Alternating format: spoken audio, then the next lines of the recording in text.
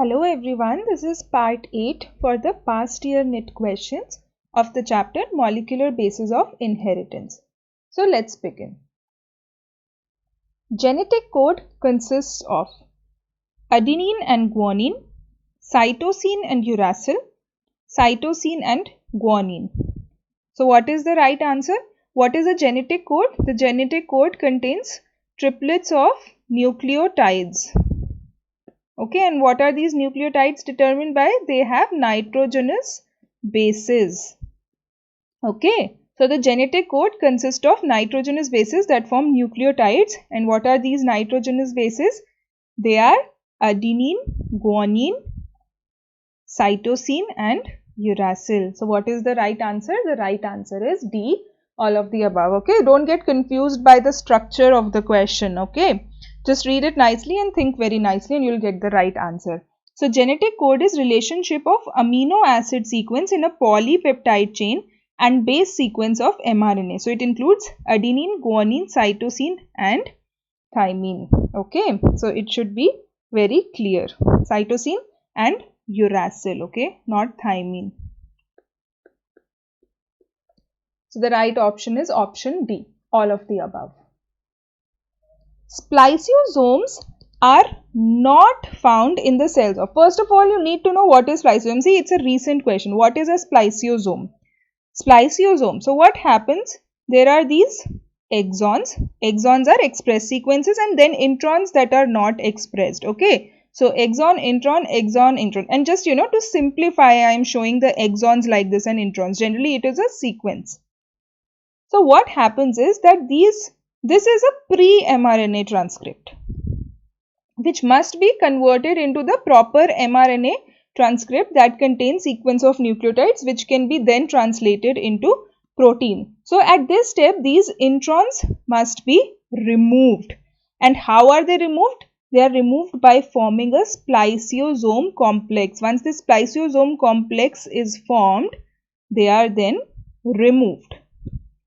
Okay, so spliceosome complex will not be found in an individual where introns are absent.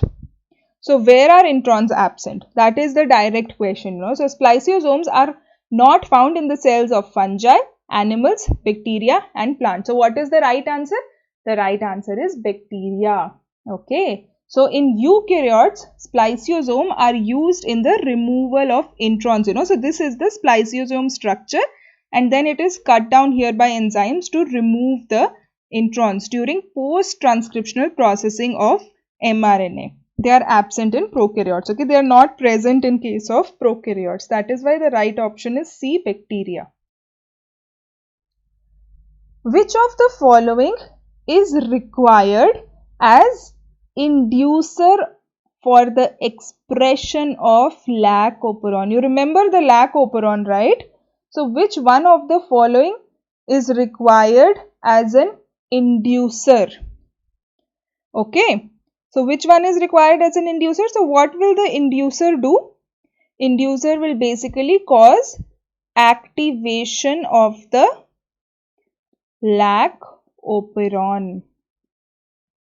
And what will that do? That will basically convert lactose into glucose plus galactose. And why do we need this? This is because glucose provides you energy. So whenever there is no glucose in the cell, the lactose operon is off. So there should be no glucose and high lactose for the lac operon to be turned on. You remember this, right? This is a very important concept. And you see, this was a question asked in the year 2016. So the right answer is C, lactose. So lac operon is an inducible operon. Must remember this. Lactose is the substrate for enzyme beta galactosidase and it also regulates switching on and off of the operon. Hence it is termed as an inducer. Okay, must remember that lac operon is an inducible operon and that lactose is called as an inducer. Inducers function by disabling repressors. Okay. The gene is expressed because an inducer binds to the repressor. The binding of the inducer to the repressor prevents the repressor from binding to the operator and RNA polymerase can begin to transcribe the operon genes. Okay, is it clear? So you remember the structure of the operon, right? So this is the operator, this is the promoter, and then here are the structural genes.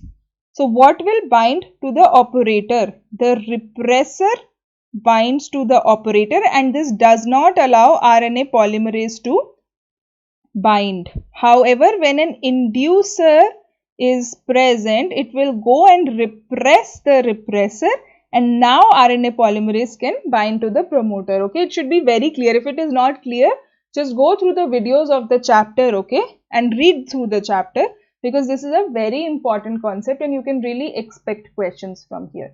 So the right answer is option C, lactose. Gene regulation governing lactose operon of E. coli that involves the LAC-I gene product is. So we were just talking about the LAC operon, okay. So it is negative and inducible because repressor protein prevents transcription. You know, in such kinds of questions, you really first of all should be thorough with your concept, okay. Just memorizing will not help. You should be thorough with the concept and then you should read through the question properly. Okay, so gene regulation governing lactose operon of E. coli that involves the LAC-I gene product. It is negative and inducible because repressor protein prevents transcription. It is negative and repressible because repressor protein prevents transcription. Feedback inhibition because of excess of beta-galactosidase can switch off transcription. Positive and inducible because it can be induced by lactose. So if you have went through the video and you have read through the chapter, this will be very easy to answer that the LAC operon is a negative and inducible operon. LAC operon under the control of repressor shows a negative regulation. Operon has an inducible nature. Okay, so this again, you know, operator is there, promoter is there, and then structural genes are there. Okay, and then to the operator will bind the repressor.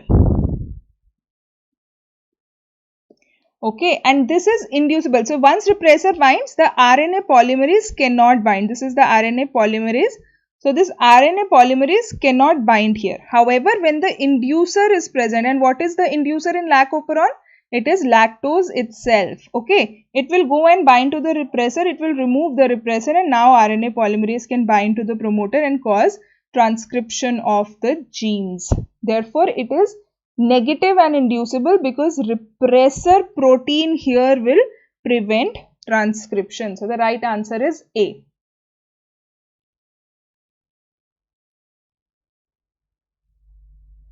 Satellite DNA is important because it shows high degree of polymorphism in population and also the same degree of polymorphism in an individual, which is heritable from parents to children. Second option is does not code for proteins and is same in all members of population, and the third is codes for enzyme needed for DNA replication.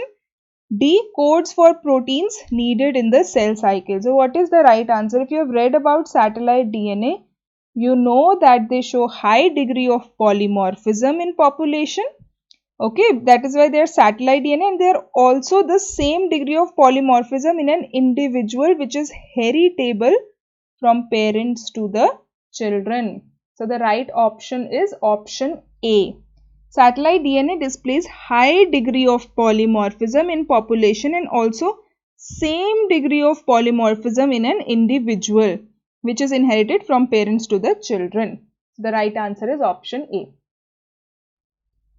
Select the correct option, direction of RNA. So this first column is the direction of RNA here, and the second is direction of reading synthesis of the template DNA strand. So again, you know, this is one of those confusing questions that you can answer only and only if you are thorough with your concepts. Okay, just mugging will not help. So direction of RNA. So this is the direction of RNA and this is the direction of reading of synthesis of DNA. So 5 prime 3 prime 3 prime 5 prime 3 prime 5 prime 5 prime 3 prime 5 prime 3 prime 5 prime 3 prime 3 prime 5 prime 3 prime 5 prime. So if you learn even a little bit, you know that these two options are wrong, right? Because it's never the same. Okay. And then you have option of 5 prime 3 prime 3 prime 5 prime and then this. So what is the right answer? The right answer is option number A. Okay. Synthesis of RNA exhibits several features that are synonymous with DNA replication. RNA synthesis requires accurate and efficient initiation. Elongation proceeds in the 5 prime 3 prime direction, that is, the polymerase move along the template strand of DNA in 3 prime 5 prime direction. Okay, is that clear? So this is the 3 prime 5 prime sequence of the DNA and RNA will be synthesized like this. This is why, this is because RNA polymerase can add nucleotides only to the 3 prime end, and this was very clear also during replication. That is why DNA is semi discontinuous. Why? Because of the Okazaki fragments, right? It is exactly the same concept for DNA polymerase, for RNA polymerase. Both will add nucleotides at the 3 prime end. Okay, therefore the template has to be the opposite. So you should definitely remember this concept. Okay, it is a very important concept and you can definitely expect questions from here. So the right answer is option A. The diagram shows an important concept in the genetic implication of DNA, and we have done this exactly similar question before, right? So what is the right answer? What is DNA to mRNA called? It is a very, very easy question. DNA to mRNA, you should know it even in your sleep, like I always say. So from DNA to mRNA, it is transcription. So look just for the options of transcription. So option B, option D. Then mRNA to protein, what is it called? Translation. So translation, here it is replication, so this is wrong. And then it was proposed by Francis Crick. So you see, even if you don't remember the scientist, by negation you can choose the right option, and it is such an easy question. Transcription and translation. DNA to mRNA is transcription, mRNA to protein is translation. Okay, so the right answer is answer B. And what is this whole process called? It is called as central dogma. We have repeated it so many times. So in this question, A is transcription, B is translation, C is Francis Crick, and this is central dogma. It is unidirectional flow of information, DNA to mRNA transcription, and then decoding the information present in mRNA in the formation of polypeptide chain or protein, that is called as translation. Right option is B. Which enzymes will be produced in a cell in which there is nonsense mutation in the LAC-Y gene? So which enzymes will be produced in a cell in which there is a nonsense mutation in the LAC-Y gene? So now you should know, where the LAC-Y gene acts. So you remember there were 3 structural genes and each of them were encoding for one enzyme. So what is the right answer? Is it lactose permease, transacetylase, lactose permease and transacetylase, and beta galactosidase? So if there is a nonsense mutation in LAC-Y gene, the product of LAC-Y gene will not be produced and therefore it is beta galactosidase. So a nonsense mutation, one which stops polypeptide synthesis due to formation of terminating or nonsense codon. For example, UAA, UAG and UGA. The lactose or lactoperon of Escherichia coli contains structural gene ZYA. If Y codes for termination of polypeptide chain, that only the product of the Z gene is transcribed to form beta galactosidase. Okay, so if Y gene has a nonsense mutation, then only the Z gene will be transcribed because Z gene is present in front of the Y gene and it codes for beta galactosidase. So you see how they will ask you questions. Okay, so it is very important to know the complete concept. The right option is D. In an inducible operon, the genes are always expressed, usually not expressed until a signal turns them on, usually expressed unless a signal turns them off, and never expressed. Again, this was emphasized, very nicely in the video, and it is also very clear in the chapter if you read through it. So, an inducible operon is the operon that is usually not expressed unless a signal turns them on. And generally, because we all are very lazy, right? We like to be in a lazy state, in an inactive state. In general, most of the genes that are present on the DNA, they are in inactive state. Most of them, okay? There are always exceptions. They are in inactive state and they need to be turned on. They definitely need to be turned on, okay? So they are usually not expressed unless a signal turns them on. So inducible operons are usually switched off. This is a type of operon which is switched on when a chemical called as inducer is present. So for lac operon, the example that we studied in very much detail, what is the inducer molecule? The inducer molecule is called as lactose. The inducer is almost always a substrate. Okay, so the right answer here is B. Which one of the following also acts as a catalyst in a bacterial cell? Okay, so now you should know the composition of all of these rRNAs or hRNA or snRNA. It is a very simple question. Which of the following also acts as a catalyst in a bacterial cell? Is it 5S RNA, snRNA, hnRNA, 23S rRNA? So if you have read through the chapter, you know that the right answer is D, because 23S rRNA acts as a catalyst in the bacterial cell. So the right option is option number D.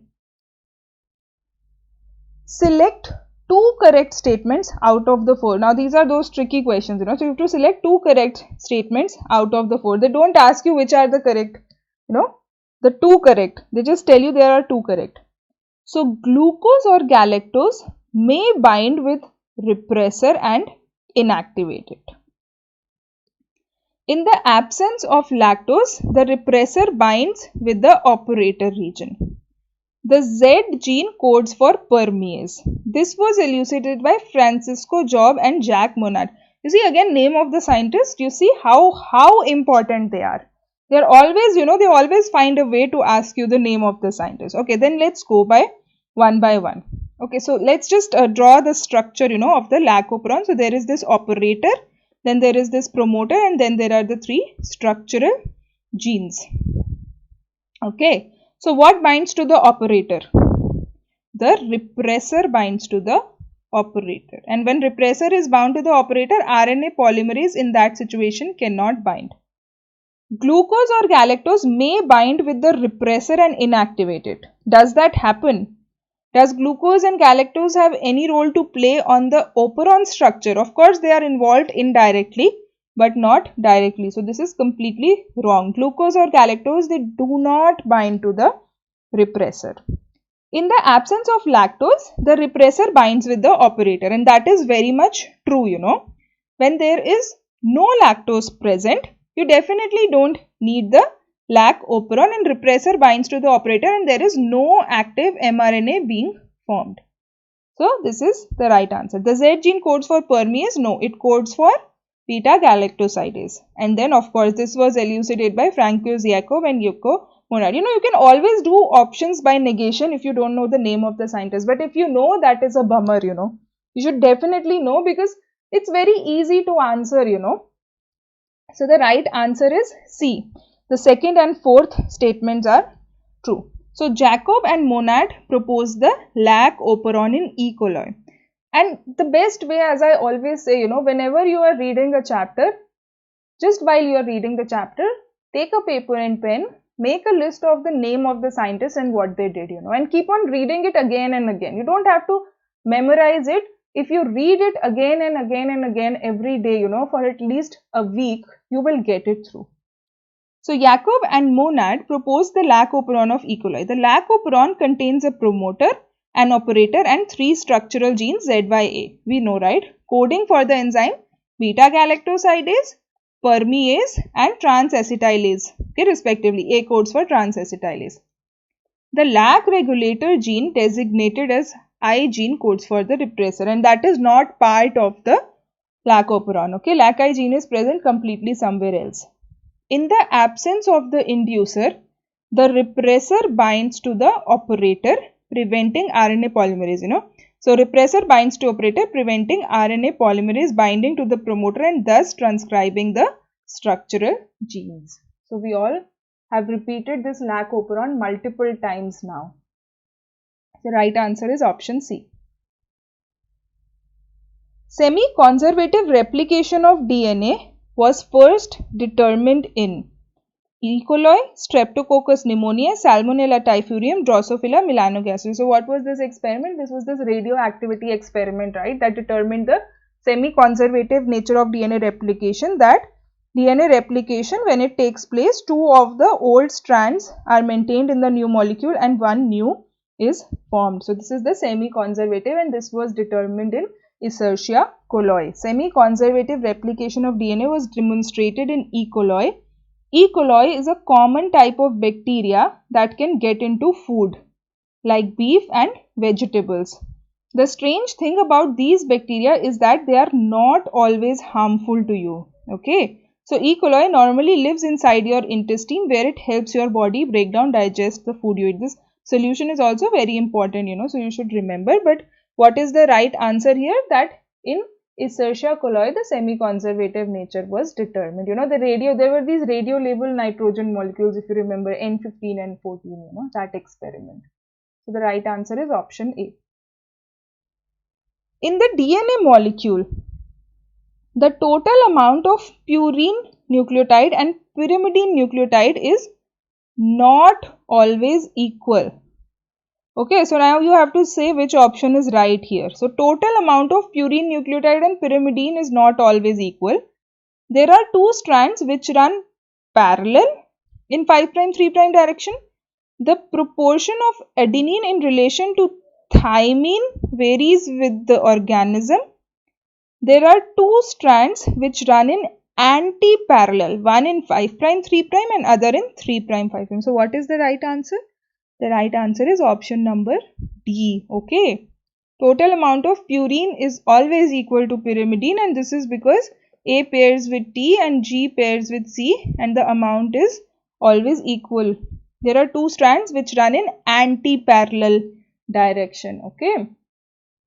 So in the DNA molecule, there are two strands which run in anti-parallel, one in 5' 3' and other in 3' 5' direction.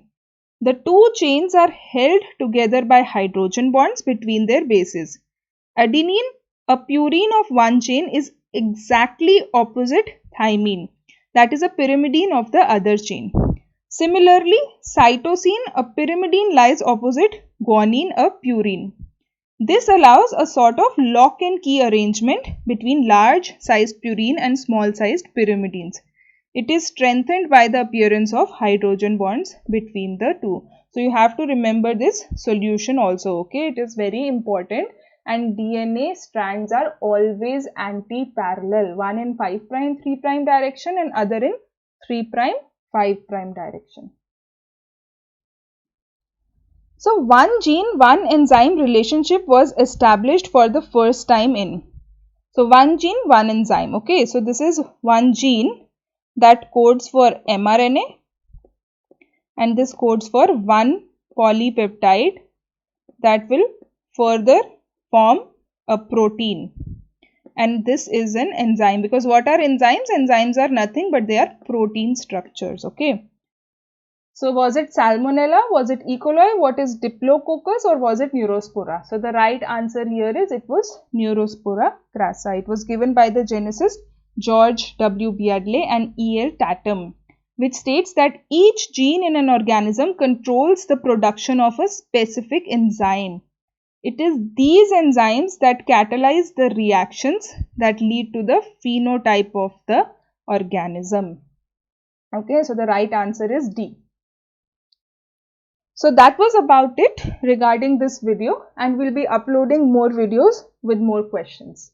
Thank you for watching the video.